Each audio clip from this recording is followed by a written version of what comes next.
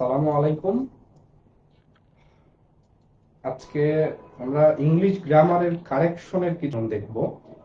অল্প কয়েকটা নিয়ম দেখব। এই নিয়মগুলো যদি একটু মাথায় রাখেন, আশা করি আপনাদের যখন গ্রামারের বিভিন্ন পরীক্ষা হবে বা ট্রান্সলেশন করবেন, এই সংক্রান্ত নিয়মের কোনো প্রশ্ন আসলে আর ভুল হবে না। মানে অল্প কিছু নিয়মই শিখাবো, অ্যাটলিস্ট এইগুলো একটু মাথায় ঢোকায় নেন, কোনো না কোনো জায়গায় একটু উপকার পাবেন। তো আজকের টপিকটা একটু লিখে দিই এখানে, কারেকশন।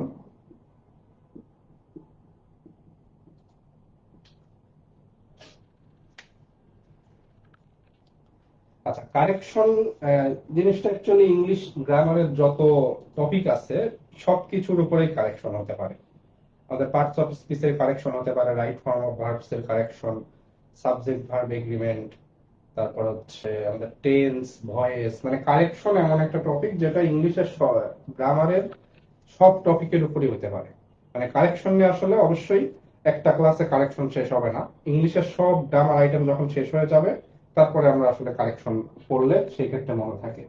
তো ইংলিশ গ্রামারের কোনো আইটেম পড়া থাক বা না থাক, আজকে যে নিয়মগুলো দেখাবো অ্যাটলিস্ট এইটুকু শুনলে বুঝতে পারবেন।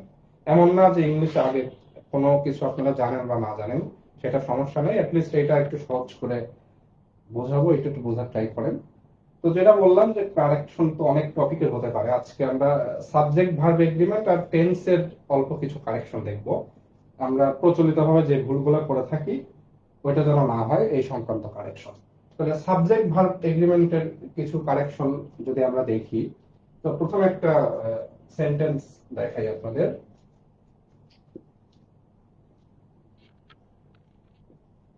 দ্য নাম্বার অফ স্টুডেন্টস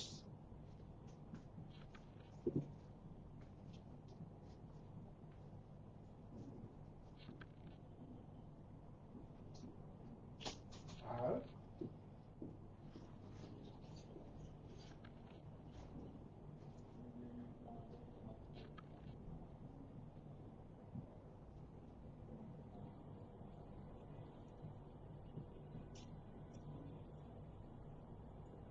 আচ্ছা, এখন আমরা এখানে দুইটা সেন্টেন্স লিখলাম।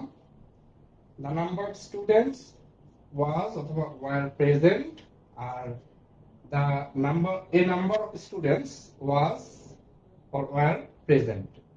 তো আমাদের এখানে একটা নিয়ম মনে রাখতে হবে, আমরা যখন এই টাইপের সেন্টেন্স, অনেক ক্ষেত্রে আমরা পরীক্ষায় এটা পাবো, বা আমাদের ট্রান্সলেশন করার সময় অনেক সময় থাকবে যে এ নাম্বার অফ পিপল ওয়াজ বা ওয়ার প্রেজেন্ট, মানে সেখানে অনেক লোক উপস্থিত ছিল। তো ওইটাকে আমরা হচ্ছে পিপল ওয়াজ প্রেজেন্ট বা পিপল ওয়ার প্রেজেন্ট এইসব না লিখে এ নাম্বার অফ স্টুডেন্টস বা এ নাম্বার অফ পিপল এরকম ভাবে লিখলে আমাদের অনুবাদটাও কিন্তু ভালো হয়।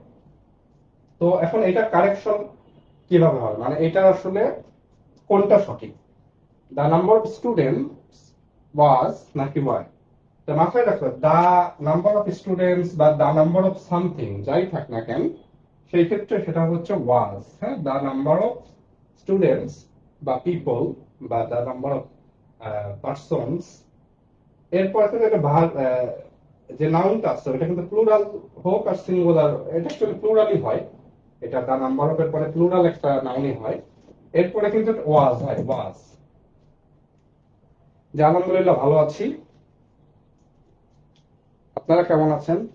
আচ্ছা, যেটা বলতেছিলাম যে ওয়াজ হবে এই ক্ষেত্রে, আর এ নাম্বার অফ স্টুডেন্টস থাকলে সেই ক্ষেত্রে ওয়ার হবে, ওয়ার। তো এই নিয়মটা অনেক জ্বালাবে অনেককে, ছোটবেলা থেকে অনেক সময় জ্বালাতন করে। তো এটা হবে এ নাম্বার অফ স্টুডেন্টস থাকলে এটা প্লুরাল, আর দা নাম্বার অফ থাকলে সেই ক্ষেত্রে এটা সিঙ্গুলার হয়। তো আশা করি এই নিয়মটা আহ, আর ভুল হবে না কারো।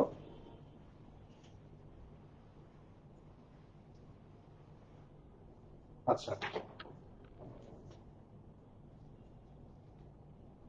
এখন একটা সহজ একটা সেন্টেন্স আমরা সবাই জানি যে অনেক লোক সেখানে উপস্থিত ছিল।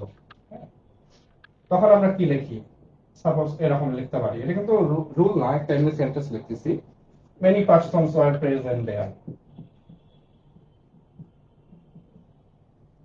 তো মেনি পার্সনস ওয়ার প্রেজেন্ট দেয়ার এরকম একটা সেন্টেন্স আমরা লিখি। হ্যাঁ, তো এখন দেখেন যে এইটাতে একটু চেঞ্জ করা লাগবে। চেঞ্জটা কি? Many a. আমাদের অনেক সেন্টেন্স আছে আমরা মেনি এ দিয়ে শুরু করব, মেনি এ। তো মেনি এ দিয়ে যখন শুরু করব তখন আমাদের এইরকম নর্মাল একটা সেন্টেন্সটাও একটু সুন্দর করে লেখা হয়ে যাবে, প্লাস আমাদের যে টিচারটা খাতা দেখবে তারও মনে হবে যে একটু অন্যরকম সেন্টেন্স হয়েছে। তো মেনি এর পরের নিয়মটা আসলে কি? এইখানে প্লুরাল হোক আর যাই হোক, এটা অলওয়েজ সিঙ্গুলার হবে। মেনি এ পার্সন, তখন দেখেন প্লুরালটা নাই হয়ে যাচ্ছে, মেনি এ পার্সন। এখন এ পার্সন যেহেতু, ভার্বটাও এক্ষেত্রে সিঙ্গুলার হয়ে যাবে। Many a person was present there. তারপরে মেনি এ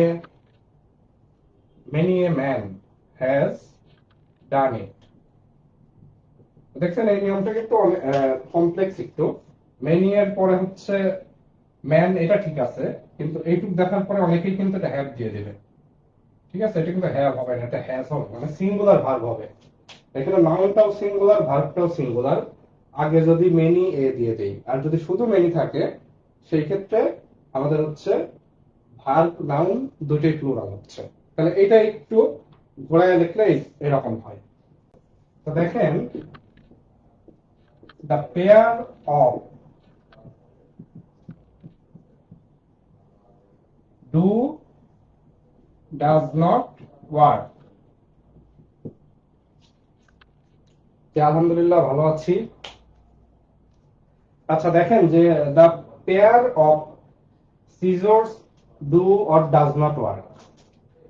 তো এই সেন্টেন্সটা কনফিউশন, দেখা যায় বিভিন্ন বইতেও একটু অন্যরকম থাকতে পারে প্রিন্টিং মিস্টেকের কারণে। তো এটা একটু নিয়মটা একটু দেখে নেন। সিজর্স যেটা, এটা হচ্ছে কাঁচি। কাঁচি হচ্ছে দুইটা, একসাথে দুইটা থাকে। তো সিজর্স এর পরে কিন্তু প্লুরাল একটা ভার্ব হয়। তো সেই অর্থে the pair of scissors do not work, এটা হওয়ার কথা। প্লুরাল ভার্ব, ডু মানে হচ্ছে প্লুরাল ভার্ব, মানে একাধিক লোককে বোঝাচ্ছে। যেহেতু সিজর্স দুইটা, the pair of scissors do not work হওয়ার কথা, কিন্তু এটা ব্যতিক্রমের একটা উদাহরণ।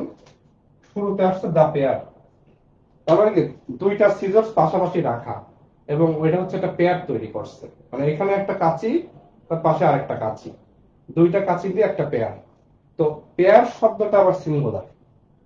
পেয়ারের পরে হচ্ছে একটা সিঙ্গুলার ভার্ব বসাতে হয়, মানে পেয়ারের পরে সিঙ্গুলার ভার্ব, সিজর্স এর পরে প্লুরাল ভার্ব। তাহলে এইখানে আমাদের সিঙ্গুলার না প্লুরাল কোন ভার্ব ব্যবহার করব? এইখানে হচ্ছে শুরুতে যে অংশটা আছে দ্য পেয়ার, ওইটা ব্যবহার করবো। এই জন্য the pair of scissors does not work হবে, ডাজ।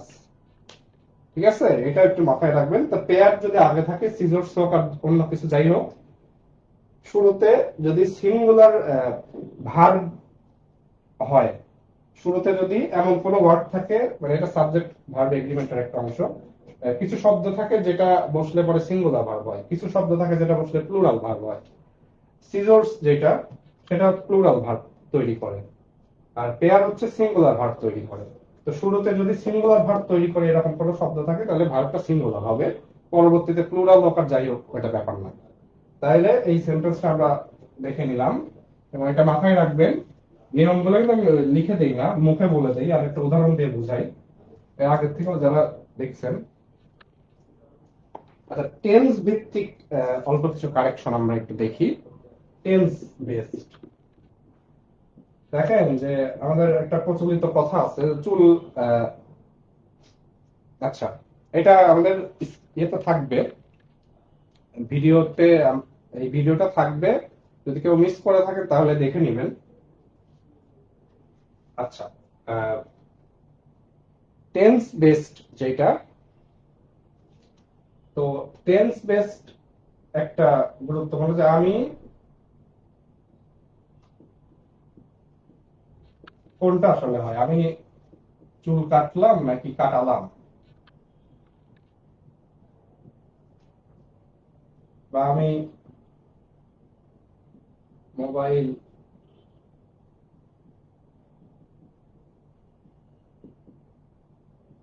সারলাম নাকি সারালাম। ঠিক আছে, দেখেন যে আমরা যখন বলি অনেক সময় ভুল করে বলে আমি চুল কাটলাম, তো চুল কাটতে পারেন আপনি যদি নাপিত হন তাহলে অবশ্যই চুল কাটতে পারেন, কিন্তু আপনি যদি হচ্ছে কোনো দোকানে যে চুল কাটান সেক্ষেত্রে কিন্তু বলতে হবে যে আমি চুল কাটালাম। ঠিক আছে, আমি চুল কাটালাম এটা বলতে হবে। বাংলাতে অনেক সময় বলার সময় অনেকে ভুল করে। আমি মোবাইল সারলাম, ও তো নিজে মোবাইলের রিপেয়ারম্যান না, তাই না? তো সে হচ্ছে অন্য একজন রিপেয়ার করতে দেয়, সে সারায় দেয়, তার টাকা দিয়ে তারপর মোবাইল নিয়ে আসে। তা আমি মোবাইল সারালাম। দেখছেন, এরকম বাংলাতেও অনেকে ভুল করে ফেলে। আবার আহ, এটা হচ্ছে ইংলিশেও যখন আসে অনেকে আহ, ভুল করে এটা লেখা ফেলে, আই কাট মাই হেয়ার। তো এটা মাথায় রাখতে হবে, এটা হচ্ছে পজিটিভ ভার্ব হবে। পজিটিভ ভার্ব হচ্ছে বাংলায় প্রযোজক ক্রিয়া, অন্যকে দিয়ে কাজ করানো। আমি নিজে করতেছি না, অন্যকেও আমার কাজ করে দিচ্ছে। তো এইসব ক্ষেত্রে কিন্তু এই টাইপের সেন্টেন্স হবে না, যে অ্যাক্টিভ ভাবে আমরা নর্মাল ভাবে যে লিখে নেই আই কাট মাই হেয়ার বা repair I repair my phone, এরকম কিন্তু হবে না। এটা যদি হচ্ছে প্রযোজক ক্রিয়া হয়, অন্যকে দিয়ে যদি কাজ করানো হয়, তাহলে এই এই দুটা অনেক ইউজ করি আমরা, কিন্তু এগুলো ভুল। বুঝছেন, এটা অনেকেই আমরা ব্যবহার করি। আর সহজ সেন্টেন্সে দেখালাম, পেপারে দেখবেন অনেক বাক্য আছে যেগুলো প্রযোজক ক্রিয়া ব্যবহার হবে, আমরা না বুঝে ওইটা হয়তো বা নর্মাল ক্রিয়া ভেবে করে দেয়, এটা পুরো একটা 0 মার্ক হবে। যত বড় সেন্টেন্স যত সুন্দর করে করেন 0 মার্ক দেবে। তো এটা আসলে কি হবে, আই কাট মাই হেয়ার, এটা কিন্তু হবে না। এটা হবে কি, এটা অলওয়েজ প্রেজেন্ট পারফেক্টে হয়ে যায়। যদি বর্তমান যেহেতু বোঝাচ্ছি, যদি অতীতে আমি 2 দিন আগে আমার চুল কাটিয়েছিলাম সেই ক্ষেত্রে আলাদা হতো, কিন্তু বর্তমান কাল জন্য হ্যাঁ মানে পারফেক্ট টেন্স হবে। যেটাই হোক পারফেক্ট টেন্স, এটা ফিউচার প্রেজেন্ট পাস্ট যাই হোক। I have my hair, I have my hair cut. দেখছেন, I have my hair cut, এইটা হবে আমি আমার চুল কাটালাম in English. I cut my hair, এটা কিন্তু ভুল, অনেকে ব্যবহার করে। I have my hair cut, দেখেন ছোট ছোট যে ভুলগুলো ওগুলো একটু শিখে রাখেন, পরে কাজে লাগবে। আই রিপেয়ার মাই ফোন, তাহলে এটা কি হবে? তাহলে টেকনিকটা বুঝছেন, আগে হচ্ছে হ্যাভ হ্যাজ কিছু একটা লাগবে, আই হ্যাভ, তারপর যে object I have my phone, এরপর ভার্বটার পারফেক্ট ফর্ম, মানে পার্টিসিপল ফর্ম আর কি, প্রেজেন্ট পার্টিসিপল যেটা। তাহলে I have my hair cut, I have my phone repaired. তাহলে দেখছেন যে সহজ যে জিনিসগুলো আমরা বলার সময় ভুল করি, কোনো কনভারসেশনে যদি আপনারা কোনো মানুষের সাথে বলে ফেলেন আই কাট মাই হেয়ার, তাহলে ভাববে যে নাপিত না আপনি। অথবা I have my phone repair না বলে আই রিপেয়ার মাই ফোন, তখন হচ্ছে হয়তো মোবাইলের মেকানিক ভাববে। এই জন্য যদি মোবাইলের মেকানিক হন তাহলে এই বাক্যটা ঠিক আছে, এটা কেউ হইতেই পারে। কিন্তু ওই যে ভুল করে যদি বলে ফেলেন তাহলে হচ্ছে ঝামেলা।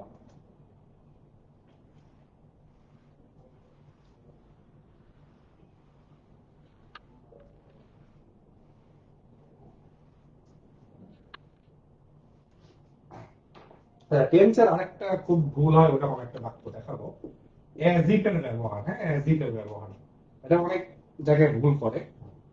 তো অ্যাজ ইফ এর ব্যবহারটা কি?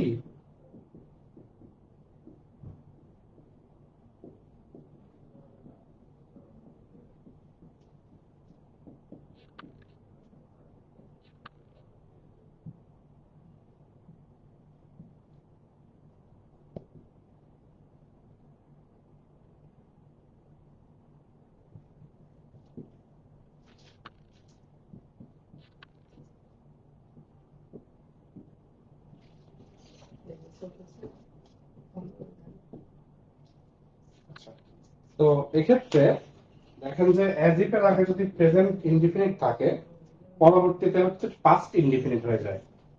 হি talks as if he knew it. আর অ্যাজ ইফ এর আগে যদি আমাদের পাস্ট টেন্স থাকে, এটা কোনটা হবে, হি নিউ ইট নাকি হ্যাড নন? এটা এই ক্ষেত্রে যেটা মনে রাখতে হবে, অ্যাজ ইফ এর আগে যদি পাস্ট ইনডিফিনিট হয় সেটা অ্যাকচুয়ালি পাস্ট পারফেক্ট টেন্স হয়। তাহলে এই রুলটা একটু দেখে নেন, প্রেজেন্ট ইনডিফিনিট যদি থাকে এখানে পাস্ট ইনডিফিনিট, আর এখানে যদি পাস্ট ইনডিফিনিট থাকে এটা হবে কি, পাস্ট পারফেক্ট। তো যাই হোক, আজকে কারেকশনের যে ছোট ছোট নিয়মগুলো দেখালাম, আশা করি আপনারা এটা মনে রাখবেন, ভবিষ্যতে ইনশাল্লাহ কাজে দেবে। আজকে এক কয়টা নিয়মই থাকলো। ধন্যবাদ সবাইকে।